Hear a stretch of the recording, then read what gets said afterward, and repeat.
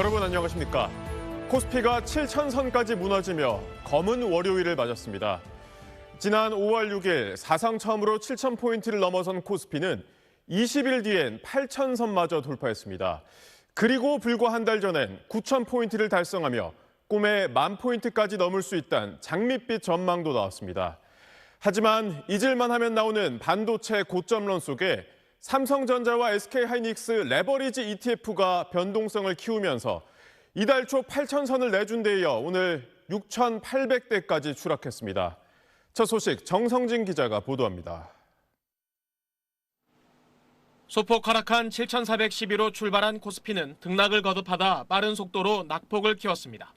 코스피 200 선물지수가 5% 넘게 떨어지며 매도 사이드카가 발동됐고 정오를 지나자마자 7,000선이 무너졌습니다. 이후 8% 넘는 급락세에 20분간 거래가 중지되는 서킷 브레이커마저 발동됐습니다. 올해 7번째이자 역대 13번째 서킷 브레이커입니다. 코스피는 결국 9% 가까이 급락한 6,806으로 장을 마치며 두 달여 전 수준으로 돌아갔습니다. 지수를 이끄는 투톱 삼성전자와 SK하이닉스가 폭락한 탓이 컸습니다. SK하이닉스는 15% 넘게 급락하며 200만 닉스가 깨진 데 이어 180만 원대까지 떨어졌고 삼성전자는 10% 하락한 25만 원대로 장을 마쳤습니다. 개인이 4조 원 가까이 순매수에 나섰지만 기관과 외국인이 각각 2조 2천억 원, 1조 7천억 원 순매도하며 지수를 끌어내렸습니다. AI 투자 둔화로 메모리 업황이 정점을 지났다는 반도체 고점론이 잦아들지 않는 상황에서 주말 사이 미국과 이란의 긴장감마저 고조되며 차익 실현과 리스크 분산 매물이 쏟아진 게 원인으로 꼽힙니다. AI 관련된 투자 수요가 계속 증가할 거라는 새로운 증거 자료가 나오기 전에는 지금 당분간 차익 실현과 고점 우려에 의한 조정은 삼성전자와 SK하이닉스의 단일 종목 레버리지 상품이 일제히 최저가를 기록하는 등 레버리지 변동성이 하락폭을 더 키운 걸로 분석됩니다. 지난달 8천조 원을 돌파하며 세계 6위로 올라섰던 국내 증시 시가총액 규모는 6천조 원대로 떨어지며 세계 8위로 2계단 하락했습니다. SBS 정성진입니다. 오늘 코스피를 끌어내린 건 대형 반도체주, 특히 SK하이닉스였습니다. 지난주 미국 주식 예탁 증서 ADR이 나스닥 상장 첫날 12% 급등하며 기대가 컸지만 정작 코스피에 있는 본주는 15% 급락했습니다. 역대 최대의 낙폭입니다. 보도에 김혜민 기자입니다. SK하이닉스가 오늘 기록한 15.3% 낙폭은 역대 최대치입니다. 하루 만에 시가총액 238조 원이 사라졌습니다. 지난 10일 미국 나스닥에 상장했던 SK하이닉스 ADR이 공모가보다 12% 넘게 올라 마감하면서 국내 SK하이닉스 주가에도 긍정적일 거란 기대가 컸지만 사상 최대 폭락이 나온 겁니다. 미국 시장 진출 기대감이 사라진 데 따른 매도와 함께 외국인 투자자들 자금이 거래가 편한 미국 ADR로 향하고 있다는 분석입니다. 다만 상장 초기인데다 중동 갈등 격화라는 외부 변수 등으로 ADR 효과를 따지기는 아직 이른 것으로 보입니다. ADR 상승은 오늘하고는 큰 관련성이 없어 보입니다. 미국 하이닉스 ADR 가격이 생각보다 하락을 적게 하거나 아니면 오른 모습을 보여주면 내일 이제 본주에 또 긍정적인 영향을 미칠 걸로 예상을 합니다. ADR 상장의 효과가 불분명한 가운데 또다시 반도체 고점론이 불거지며 투자 심리가 얼어붙었습니다.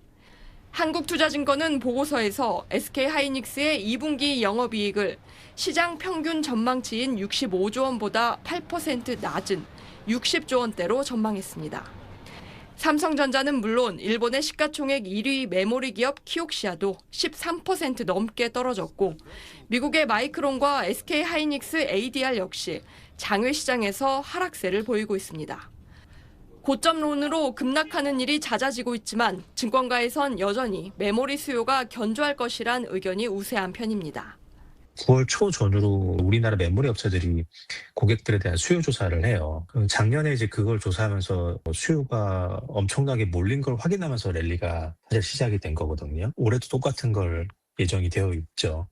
이번 주 TSMC와 반도체 장비 기업 ASML을 시작으로 이달 말 알파벳과 메타 등 미국 빅테크 기업들의 실적 발표가 예정돼 있어 이들 기업의 말 한마디에 따라 큰 변동성이 예상됩니다.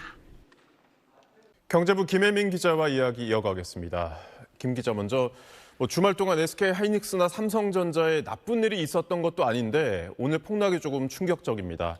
앞으로는 어떻게 되는 건가요? 네, 얼마 전까지만 해도 이 코스피가 10,000포인트까지 간다 이런 분석이 굉장히 많았죠.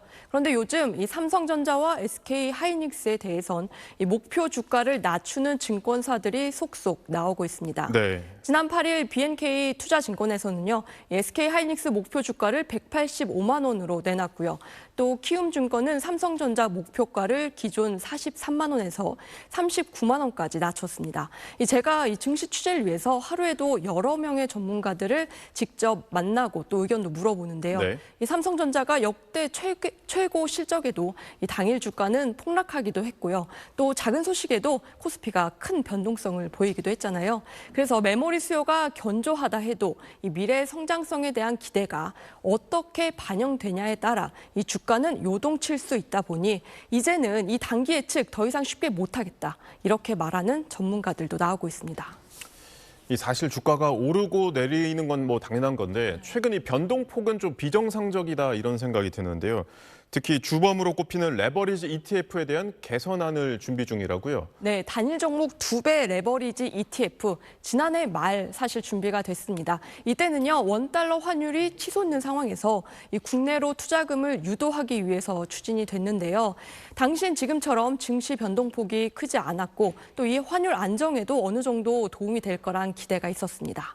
삼성전자와 SK 하이닉스 이 두 종목이 시가총액 절반이 훌쩍 넘는 지금의 이 상황에서는 예상했던 효과는 없고 또 변동폭이 더 커지면서 증시 전체가 흔들리고 있는 모양새입니다. 예.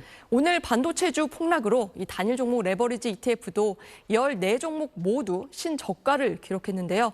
이 하이닉스의 경우 최고점 대비 66% 넘게 빠진 상품도 있고요. 삼성전자 역시 60% 넘게 떨어지기도 했습니다. 이 변동성이 커지고 개인들도 이미 레버리지 투자로 큰 손실을 입은 상황이라 금융당국이 대책을 준비하고 있습니다. 시장 안팎에선 현재 1,000만 원인 레버리지 투자 예탁금을 더 올리거나 또 위험 상품 투자 비율을 제한하고 교육을 강화하는 식의 대안이 나올 거라고 예상하고 있습니다. 네. 오늘 이찬진 금융감독원장은요, 자산운용사 CEO들을 불러서 간담회를 열고 이 ETF에 대한 정확한 정보 제공과 또 과장 광고 자정 등을 강조하기도 했습니다. 네, 김혜민 기자 잘 들었습니다. 오늘도 전국이 펄펄 끓었습니다. 특히 대구의 낮 기온은 37.7도로 전국에서 가장 높았습니다.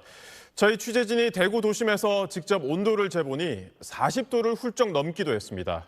TBC 박가영 기자입니다. 공사 현장이 인부 한 명 없이 텅 비었습니다. 낡은 선풍기만 힘없이 돌아가는 천막 아래 온도는 무려 38.9도를 가리킵니다. 폭염에 대비해 제빙기까지 설치했지만 요즘 같은 불볕 더위에는 별 소용이 없습니다. 그러면 조금 어지럽거나 이렇지 않으세요? 이런 날씨 일하면? 대기 더울 때는 그렇죠. 대기 더울 때는 그럼 이제 우리가 짜본 거 알약을 먹고 이래요. 현재 시각 기상청이 관측한 대구의 기온은 34도를 오르내리고 있는데요.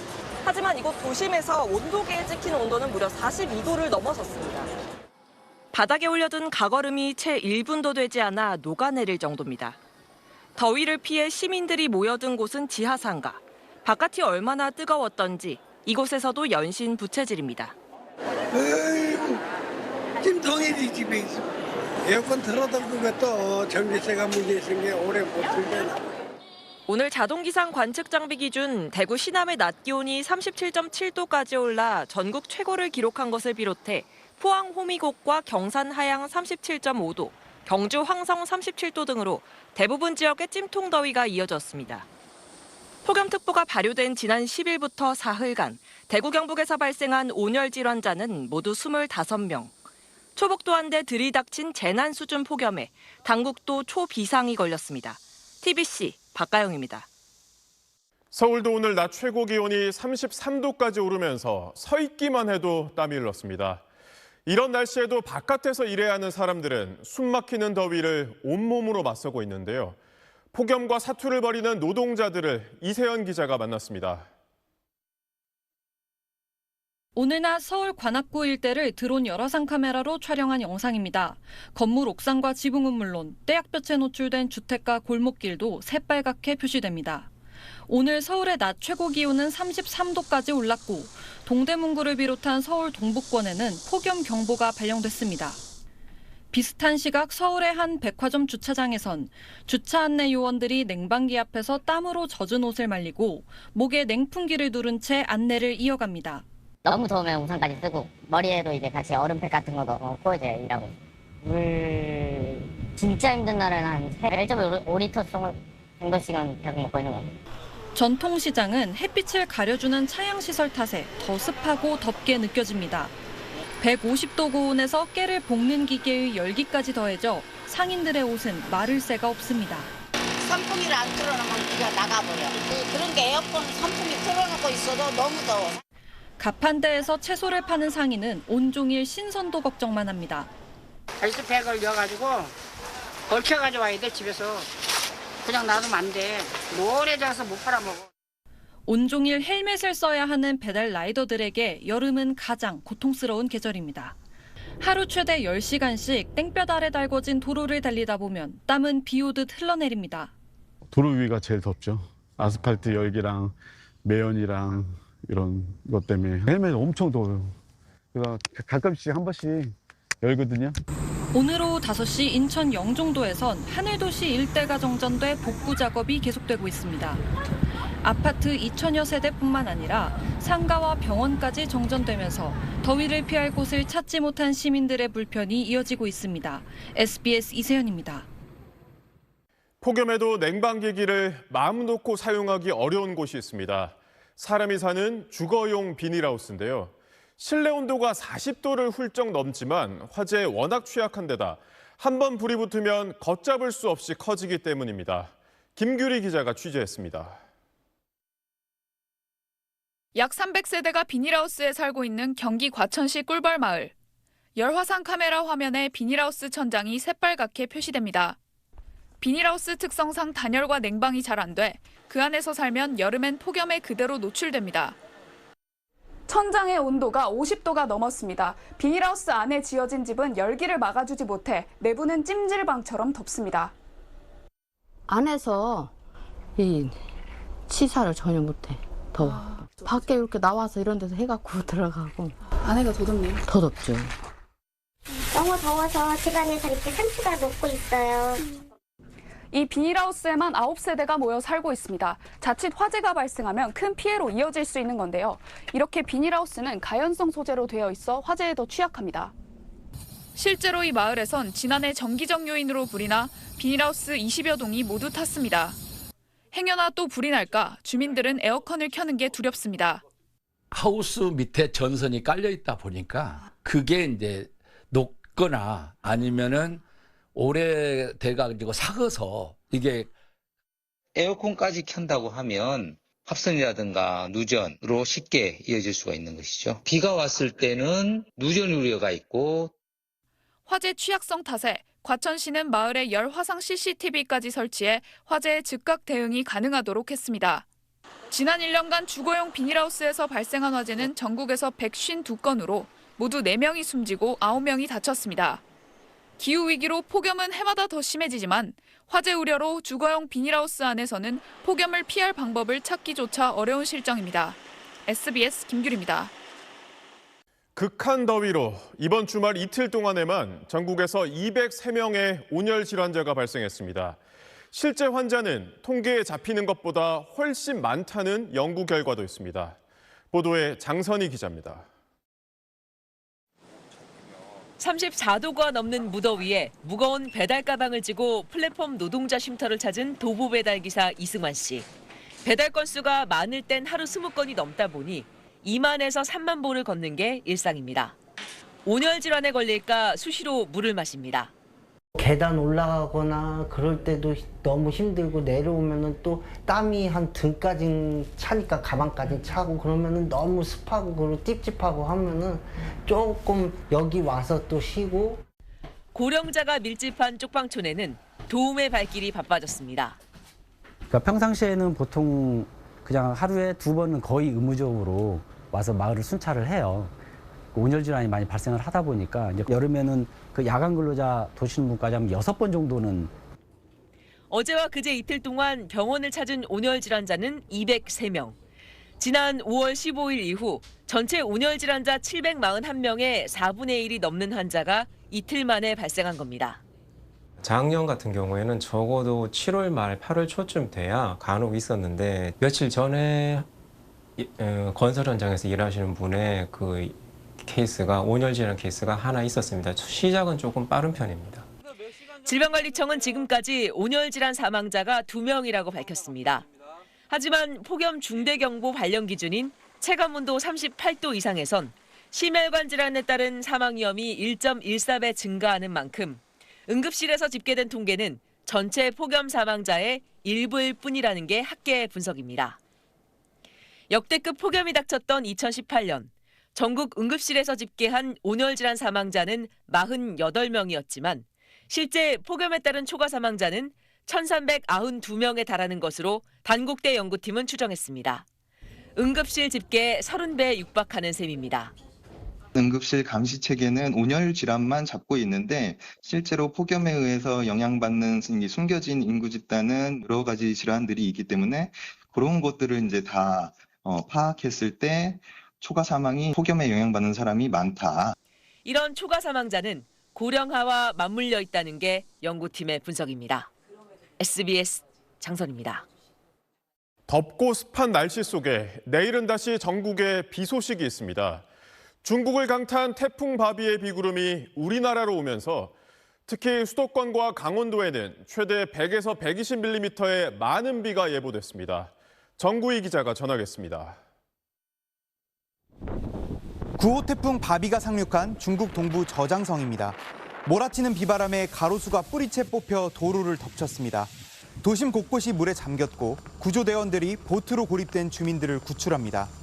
이번 태풍의 영향으로 중국에서 약 240만 명이 대피했고 2,800여 편 이상의 항공편이 결항됐습니다. 우리 기상청은 태풍 바비가 오늘 오후 3시 중국 내륙에서 소멸해 열대 저압부로 약화됐다고 밝혔습니다. 문제는 이 열대 저압부가 우리나라로 향한다는 겁니다. 태풍 바비는 지난 2일 태평양 먼 바다에서 발생해 한때 최고 등급인 5등급까지 세력을 키우며 슈퍼 태풍으로 발달했습니다. 타이완 북쪽을 지나면서 타이완에서만 100여 명의 부상자가 발생했습니다. 그리고 중국 동부에 상륙한 건데 적외선으로 촬영한 태풍의 영상을 보면 태풍의 눈까지 선명했던 바비의 소용돌이 구조가 지금은 완전히 무너지면서 보시는 것처럼 구름 덩어리만 남아있는 모습이 확인이 됩니다.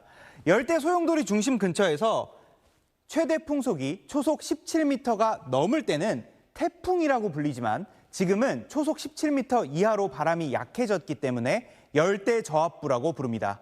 태풍보다는 약하지만 많은 비를 머금고 있는데 이 열대 저압부가 산둥반도를 거쳐서 내일 북한 평양 쪽을 지날 것으로 예측이 됐습니다.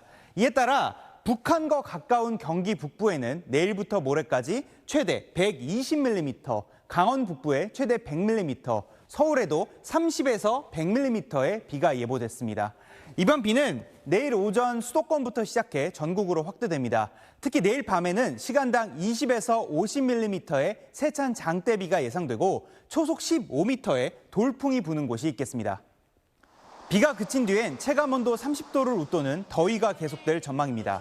아직 장마가 끝난 건 아니어서 폭염과 폭우가 번갈아 나타날 수 있습니다. SBS 정구희입니다.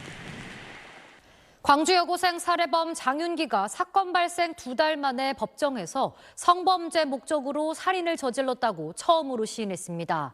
그동안 혐의를 부인해오던 장 씨는 화재를 개선한 범행 CCTV 영상 등이 제시되자 결국 혐의를 인정했습니다. 유족 측은 엄벌을 거듭 촉구했습니다. 임지연 기자의 보도입니다. 광주지법에서 열린 여고생 살인 사건 2번째 공판. 이번 재판의 핵심은 장윤기가 성폭행 목적의 범행을 인정하느냐 여부였습니다. 재판이 시작하자 장윤기 변호인은 강간살인 혐의로 기소한 검찰의 공소 사실을 모두 인정한다고 밝혔습니다. 장윤기도 변호인 의견에 동의하는지 확인하는 재판부 질문에 네라고 짧게 답했습니다. 장윤기가 강간살인 혐의를 인정한 건 지난 5월 범행 이후 처음입니다. 앞서 장윤기는 성폭행 목적의 범행을 부인하면서 억울하다는 취지의 자필 의견서를 법원에 냈고 지난달 22일 첫 공판에선 공소 사실에 대한 입장 표명을 미뤘습니다. 하지만 검찰은 보안 수사 과정에서 범행 당시 상황을 찍은 차량 블랙박스 영상의 화질을 개선했고 차량 뒷문을 열어놨던 장윤기가 고 이채원 양을 제압해 끌고 가려는 모습을 특정했습니다. 장윤기는 첫 재판 후 이 영상을 변호인과 확인한 뒤 범행 목적을 인정했습니다. 검찰은 오늘 공판에서 케이블 타이가 발견됐는데도 경찰이 뒤늦게 보낸 장윤기 차량의 감식 영상과 훼손된 리얼돌에 대한 과학수사 보고서 등을 추가 증거로 신청했습니다. 유족 측은 재판 직전 기자회견을 열고 엄벌을 촉구했습니다. 저 악마 같은 자에게 법이 줄 수 있는 가장 무거운 형벌, 법정 최고인인 사형을 선고해 주십시오. 또 장윤기가 뒷생각 없이 피해자를 해쳐 수많은 분께 영향을 미치고 일상의 한 조각을 앗아갔다라고 쓴 법원 제출 반성문 내용 등을 거론하며 전혀 반성하지 않고 있다고 질타했습니다. 진심 어린 반성을 했다. 그런 걸 통해서 이제 양형을 낮추고자 하는 의도였을 것으로 보이는데 전형적으로 전략적으로 그러한 방법을 선택했다고 생각하고 오는 27일 열릴 3차 공판에는 유족과 장윤기의 지인 등에 대한 증인 신문이 진행될 예정입니다. SBS 임지연입니다. 경찰 수사팀은 그동안 정황 증거만으로는 강간살인죄를 적용하기 어렵다고 판단했다며 봐주기 수사 의혹을 부인해왔습니다. 하지만 장윤기 스스로 성범죄 목적의 범행을 인정하면서 부실 수사에 대한 징계나 형사처벌이 불가피해졌습니다. 이어서 안희재 기자가 보도합니다. 경찰 특별수사단은 오늘 광주 광산서 여성 청소년과 관계자 등 7명을 불러 조사했습니다.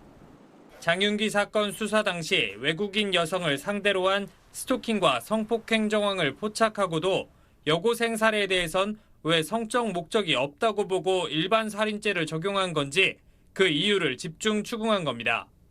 이미 구속된 광산서 수사팀장 A 경감 소환 조사도 나흘째 이어졌습니다. 무기징역 이상 선고만 가능한 강간살인죄보다 더 가벼운 살인죄 처벌을 유도한 것 아니냐는 의혹이 핵심 규명 대상입니다. 장윤기 차량에서 케이블 타이를 발견했지만 그냥 두라는 지시가 있었다거나 수사팀 안에서도 강간살인죄를 적용하자는 의견이 나왔다는 의혹에 대해 A 경감은 그동안 장윤기가 입을 다문 상황에서 정황 증거만으론 강간살인죄를 적용하기 어렵다고 판단했다고 해명한 걸로 전해졌습니다. 검거와 범행도구 수색 등에 주력한 초동 수사 과정에서 성적 목적을 알아내긴 쉽지 않다는 광주경찰청 측 설명도 뒤따랐습니다. 하지만 장윤기가 법정에서 강간살인죄 혐의를 인정하면서 경찰 해명은 설득력을 잃게 됐습니다. 초동 수사 과정에서 성범죄 의도를 밝혀내지 못했다는 점에서 부실 수사가 사실로 확인된 셈입니다.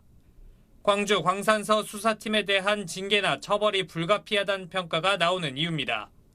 경찰 내부에서도 리얼돌 등 성범죄 의도를 입증할 증거 역시 이미 발견했던 것 아니냐며 최소한 부실하게 수사했다는 비판은 불가피하다는 지적이 나왔습니다. 부실 수사 의혹을 수사 중인 경찰 특별수사단은 구속 시한이 다가온 수사팀장 A 경감을 검찰에 넘긴 뒤에도 지휘부 개입 의혹 수사는 계속 이어갈 방침입니다. SBS 안희재입니다.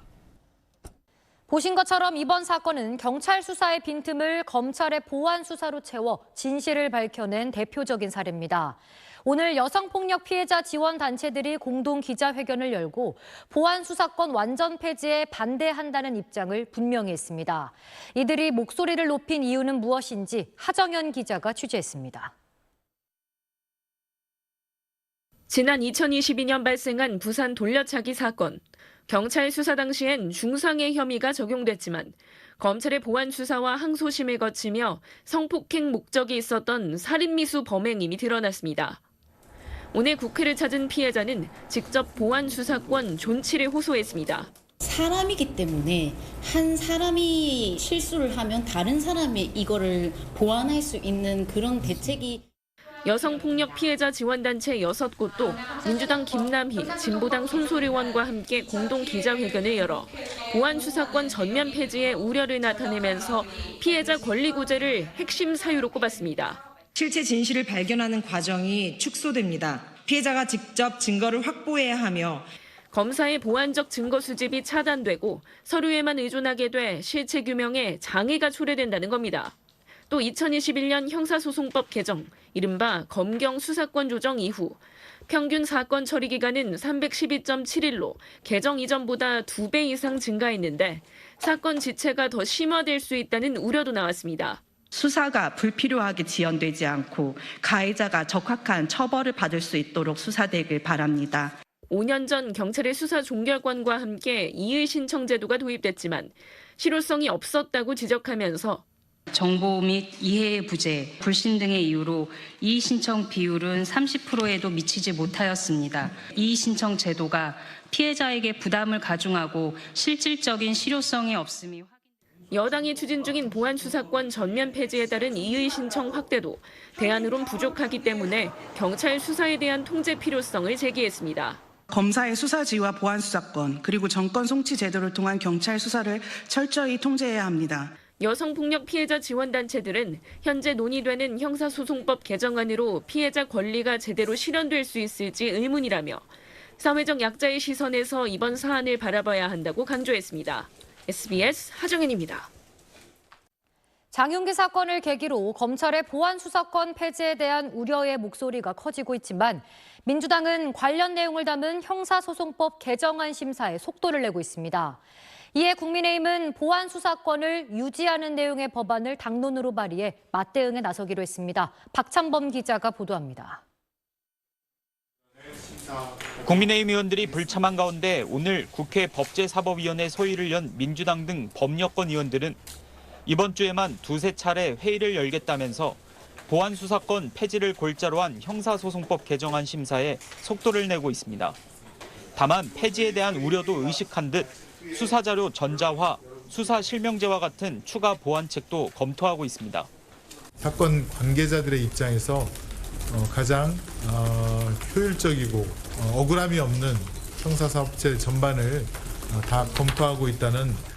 이런 가운데 민주당 홍기원 의원은 성범죄나 보이스피싱 범죄 등의 보안 수사권을 예외적으로 허용하는 법안을 발의하기로 했는데 동료 의원들에게 보낸 편지에서 보안 수사를 전면 금지하면 사건 처리 지연이 불가피해 피해자의 고통이 커질 수밖에 없다고 강조했습니다. 국민의힘은 보안 수사권을 유지하는 내용의 개정안을 당론으로 발의하겠다며 민주당의 개정 시도에 맞불을 놨습니다. 보안 수사권 지켜내자! 지켜내자! 지켜내자! 지켜내자! 올해 10월 시행되는 중수청법과 공수청법을 1년 늦추는 방안도 함께 채택하기로 했습니다. 검찰 해체와 보안 수사권 폐지가 1987년에 이루어졌다면 박종철 군의 공식 사인은 원인 불명의 심장마비가 되었을 것이고, 국민의힘은 장윤기 사건 같은 일의 재발을 막기 위해 중대범죄의 경우 수사 초기부터 검사와 경찰 간이 협의하는 방안도 개정안에 포함시킬 계획입니다. 다만 모든 사건을 검찰에 송치하는 전권 송치제를 부활하는 안에 대해선 자칫 검찰개혁에 반대한다는 인상을 줄 우려 때문에 의견이 분분한 상황입니다. SBS 박찬범입니다. 파산 위기에 빠진 홈플러스가 전국의 매장 영업을 중단했습니다. 더 이상 운영할 돈조차 남지 않았다는 겁니다. 갑작스러운 휴업 통보에 주민들과 입점업체들은 당혹감을 감추지 못했습니다. 홍영재 기자입니다. 홈플러스 마트 출입구에 임시 휴업을 알리는 안내문이 걸렸습니다. 식료품을 가득 실어야 할 쇼핑카트들은 계산대 앞을 차단하는 바리케이트가 됐고, 불 꺼진 마트 내부의 진열대는 텅 비었습니다. 오늘 휴업을 한다고 얘기 들으신가요? 일단은 저희는 모르겠어요. 저희 아는 데 없어요. 임시 휴업에 들어간 곳은 전국 67개의 홈플러스 대형마트와 홈플러스 본사입니다. 홈플러스 측은 상품 대금 지급과 매장 유지에 필요한 비용조차 더 이상 감당할 수 없어 휴업을 결정했다고 밝혔습니다. 지난 주말 대대적인 재고 할인 행사로 붐볐던 마트가 갑자기 영업을 멈춘다는 소식에 손님들도 당황스럽다는 반응입니다. 갑자기 이게 없어지니까 황당한 거야. 90, 80 넘은 노인들이 거기 부정거장실 다니면서 시장 봐야 돼? 근데 이런 게 없어지면 안 되지. 입점업체들도 휴업 사실을 미리 듣지 못했습니다. 몇 달치 밀린 판매 대금은 물론 앞으로 영업을 어떻게 해야 할지 걱정입니다. 그런 얘기 절대 안 했어요. 아침에 와서 받았어요. 저희 방송 판매 대금도 지금 못 받은 4월 달까지 받고. 일터를 잃을 위기에 있는 12,000여 명 홈플러스 노동자들의 불안감은 더 커졌습니다. 노동자들의 일터가 하루아침에 폐쇄되고 입점업주와 협력업체 노동자 10만 명의 생계가 벼랑 끝에 내몰렸다. 부족한 운영자금 2천억 원의 마련 방안을 두고 대주주 MBK 파트너스와 최대 채권자 메리츠 그룹의 입장은 여전히 평행선을 달리고 있습니다.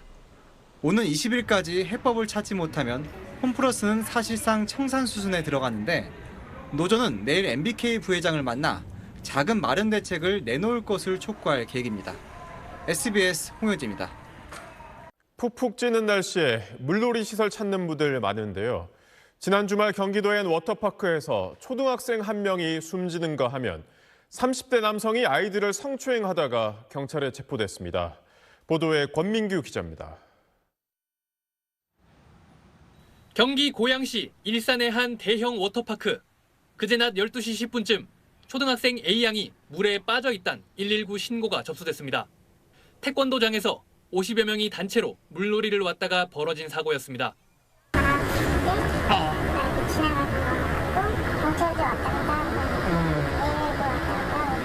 구명조끼를 입은 채 물 위에 엎드린 상태로 발견된 A양은 심폐소생술 끝에 잠시 맥박을 회복하기도 했지만 어제 병원에서 결국 숨졌습니다.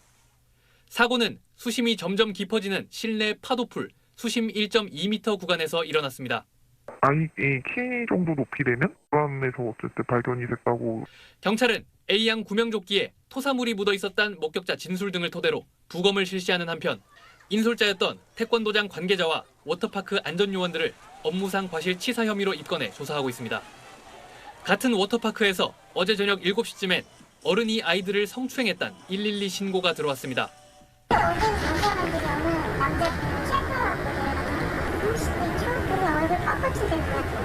현장에 출동한 경찰이 30대 남성을 현행범으로 체포했고 확인된 피해 아동은 3명입니다. 경찰은 이 남성에 대해 성폭력 특례법상 미성년자 강제 추행 혐의로 구속영장 신청을 검토하고 있습니다. SBS 권민규입니다. 태국 방콕의 술집에서 대형 화재 참사가 발생했습니다. 많은 손님들이 비상구를 찾지 못하고 안에 갇히면서 최소 27명이 숨지고 60명 넘게 다쳤습니다. 김민표 기자가 보도합니다. 폭발과 동시에 거대한 불길이 맹렬한 기세로 건물 밖으로 뿜어져 나옵니다. 혼비백산한 사람들이 비명을 지르며 뛰쳐나옵니다. 순식간에 검은 연기로 뒤덮인 건물 안에서도 아비규환 속에 필사의 탈출이 이어집니다. 옷에 불이 붙은 채 뛰쳐나온 사람도 있습니다. 화재는 태국 수도 방콕 북부에 있는 술집에서 일요일 자정 가까운 시간에 발생했습니다. 늦은 밤까지 손님들로 북적거린 데다 비상구가 없는 화장실로 대거 몰리면서 피해가 컸습니다.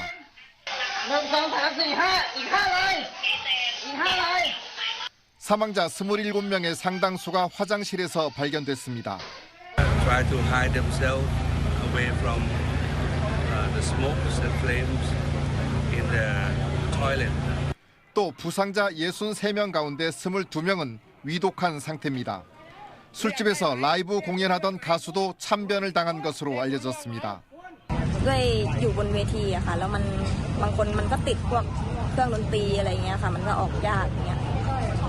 희생자 신원이 모두 파악되지 않아 한국인 인명피해 여부는 확인되지 않았습니다. 술집에 4개의 비상구가 있었지만 테이블과 의자들로 막히거나 아예 잠겨 있었다는 의혹이 제기돼 당국이 수사하고 있습니다. จะเป็นลานกว้างๆเลยแต่เขาทางหน้าประตูเขาเขียนติดป้ายไว้ว่าเฉพาะเจ้าหน้าที่นะครับซึ่งมันถูกล็อกไว้ด้วยกลอน 이번 화재는 태국에서 2009년 신년 벽두에 67명이 숨지고 200명 이상이 다친 클럽 화재 이후 17년 만에 참사로 기록됐습니다. SBS 김민표입니다. 명태균 씨로부터 여론조사를 무상으로 받은 혐의로 재판에 넘겨진 윤석열 피고인에게 1심에서 징역 2년이 선고됐습니다. 공범으로 기소됐지만 별도로 재판을 받은 김건희 씨에게 앞서 1, 2심에서 무죄가 선고된 것과 배치되는 결과입니다. 임찬종 법조 전문 기자가 전하겠습니다. 오늘 선고된 판결의 쟁점은 윤석열 전 대통령 부부가 명태균 씨로부터 받은 여론조사의 성격이었습니다. 여론조사를 무상 제공하는 행위는 정치자금법 위반이지만 윤 전 대통령 측이 여론조사 실시를 의뢰하지 않았거나 합의한 적이 없고 명태균 씨 본인이 별도의 목적으로 사전 계획했던 여론조사였다면 무상 제공도 무죄이기 때문입니다. 이진관 부장판사가 재판장인 1심 재판부는 2021년 6월부터 2022년 3월까지 윤 전 대통령 측이 받은 여론조사 중 14회는 불법 정치자금에 해당한다고 밝혔습니다. 명태균 씨가 여론조사 업체 영업 목적으로 일방적으로 제공한 것이었다면 한 번에 그쳤어야 한다며 제공 횟수, 기간, 윤 전 대통령 부부와 명태균 씨와의 관계를 고려할 때 어떠한 합의도 없이 일방적으로 무상 제공했다고 보기 어렵다고 판단한 겁니다. 그러면서 윤 전 대통령에게 징역 2년과 추징금 약 1,396만 원을, 명 씨에겐 징역 1년 6개월을 선고하고 명 씨를 법정 구속했습니다. 피고인 윤석열의 행위는 정치에 대한 불신을 가중시켜 민주정치의 건전한 발전에 대한 국민의 기대를 제하하는 심각한 결과를 초래한 것으로 비난 가능성이 큽니다. 이번 판결은 윤 전 대통령과 공범 혐의로 재판에 넘겨진 김건희 씨의 재판 결과와 배치됩니다. 앞서 김 씨는 윤 전 대통령과 별도로 재판을 받았는데 김 씨에 대한 1, 2심 재판부 모두 명태균 씨가 실시한 여론조사는 윤 전 대통령 부부만을 위한 것이 아닌 영업활동 수단이었다고 보고 무죄를 선고했습니다. 공범관계로 기소된 두 사람에 대한 판결이 엇갈린 것인데 오늘 16일로 예정된 김건희 씨에 대한 대법원 선고를 통해 어떤 판결 논리가 인정될지 결정될 것으로 보입니다. SBS 임찬종입니다.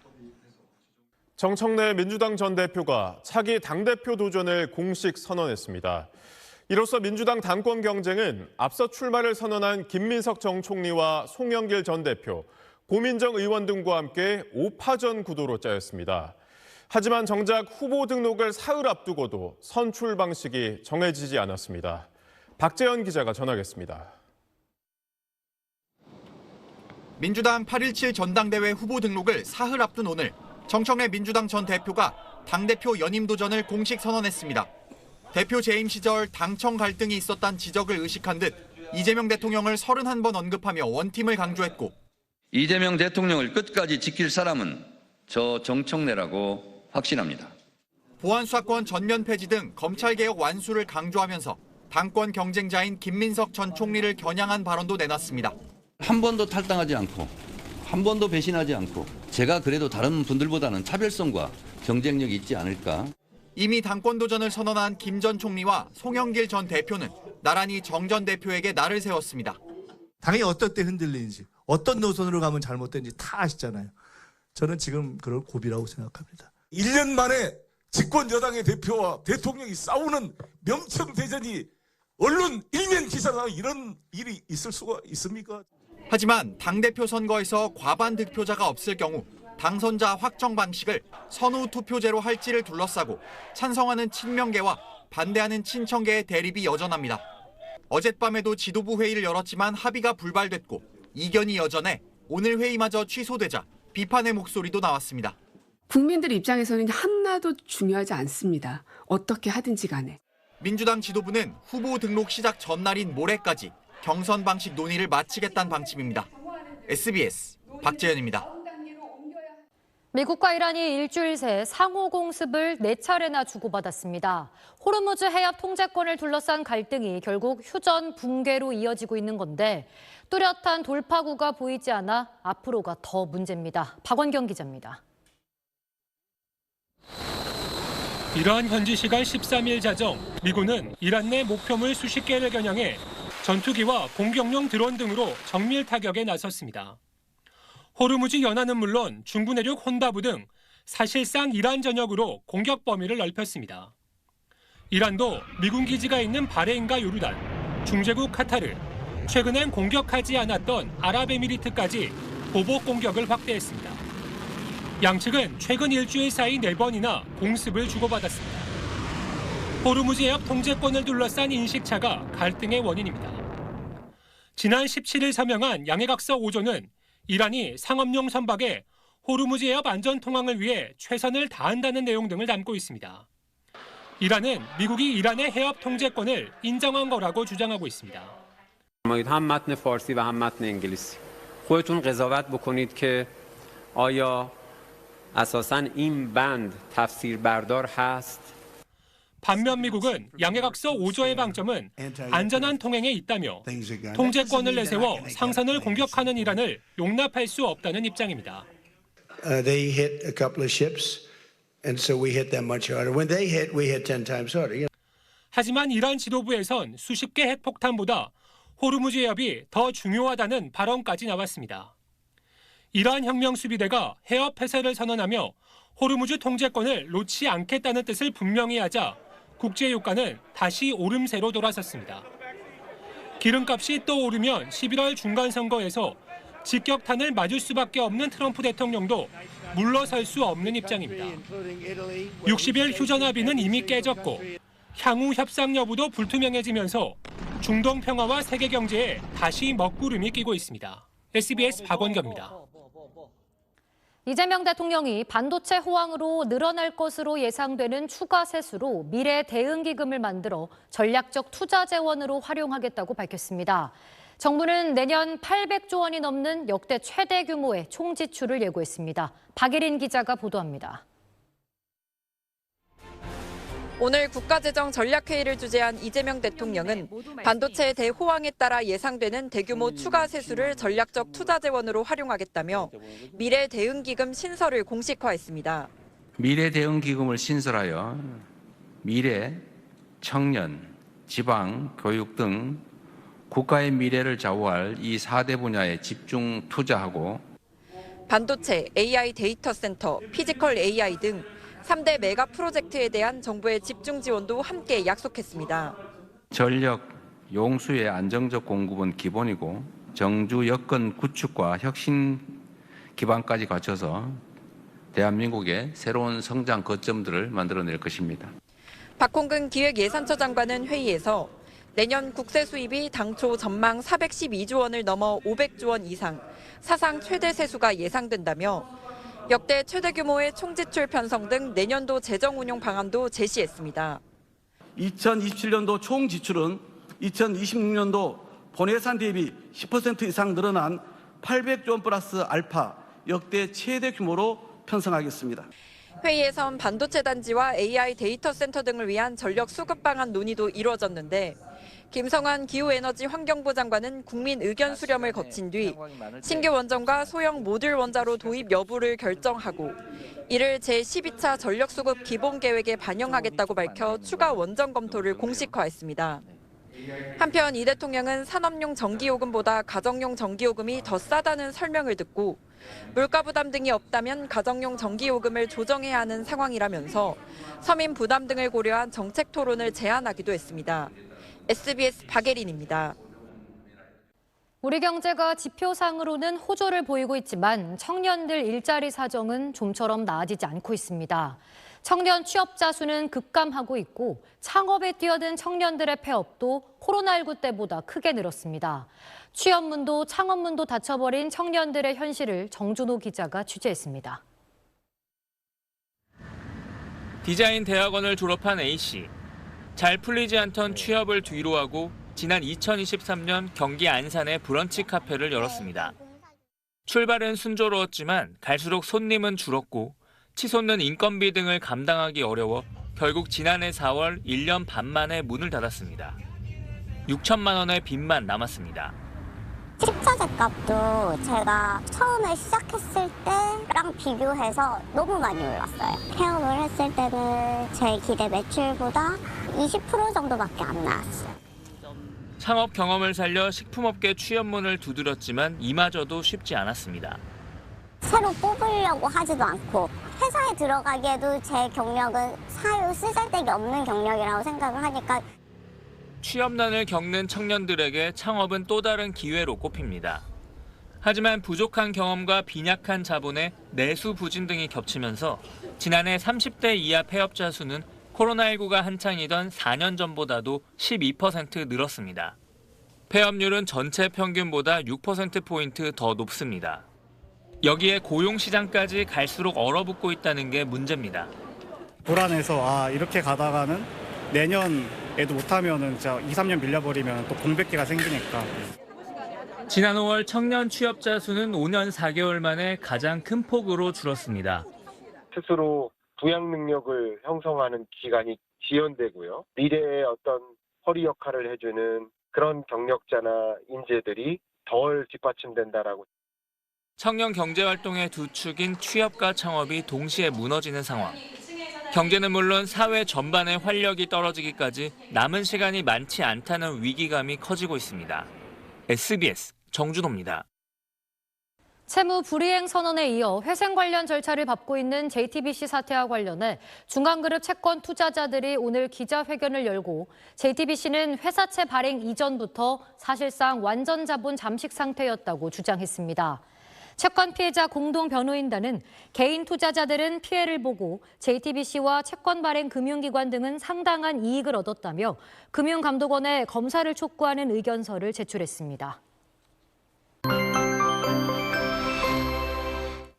네, 연일 찜통더위가 기승을 부리고 있습니다. 내일부터는 장맛비가 내리면서 이 폭염의 기세가 조금은 누그러지겠습니다. 자, 지금 중국 쪽에 이 태풍 바비에서 역화된 열대 저압부가 보이시죠? 이 저기압이 내일 북태평양 고기압 가장자리를 따라 북한 쪽을 지나면서 내일과 모레 전국에 장맛비가 내리겠습니다. 특히 중부와 호남 지역 중심으로 강한 비바람이 예상돼 주의하셔야겠는데요. 비가 언제부터 내릴지도 살펴보겠습니다. 비는 내일 정오 무렵을 전후해서 수도권부터 시작이 되겠고요. 밤이 되면 영남 지역까지 확대되겠습니다. 특히 밤부터 경기와 강원 북부 지역에는 시간당 50mm 안팎의 매우 강한 비가 집중되겠습니다. 강수량 살펴보겠습니다. 경기 북부에 최대 120mm 이상, 강원 북부에 최대 100mm 이상, 서울에도 최고 100mm가 예상되고 그 밖에 중부와 전북에도 최고 80mm의 많은 비가 내리겠습니다. 비가 내리면서 폭염특보는 점차 해제 완화되겠지만 영남 지역은 내일도 폭염이 극심하겠습니다. 자세한 기온 살펴보시면 오늘 밤에도 서울 등 대부분 지역 열대야가 예상되고요. 낮 기온은 서울이 32도, 대구가 36도까지 오르겠습니다.